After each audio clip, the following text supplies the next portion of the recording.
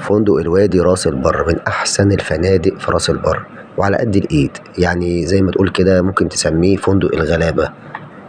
احسن فندق بامانة ربنا، مش بقول كده كدعاية. انا رحت هناك قضيت يومين من احسن اليومين بجد، يعني اللي انا قضيتهم في راس البر كلها.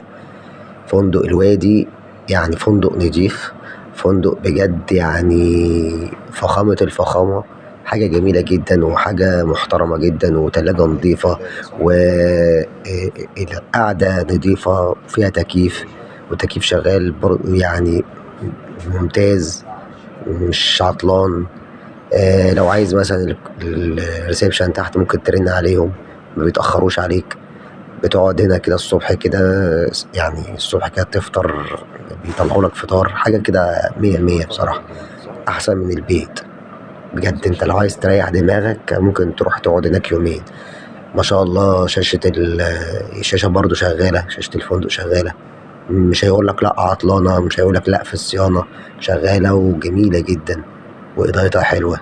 يعني هتبقى مرتاح جدا وانت قاعد كده بتتفرج على التلفزيون مع طبق العنب جنبك انت والأولاد، حاجة كده جميلة جدا الصراحة. من الآخر عايز تستمتع يومين تريح فيهم أعصابك، تريح فيهم دماغك، هو فندق الوادي تحفة.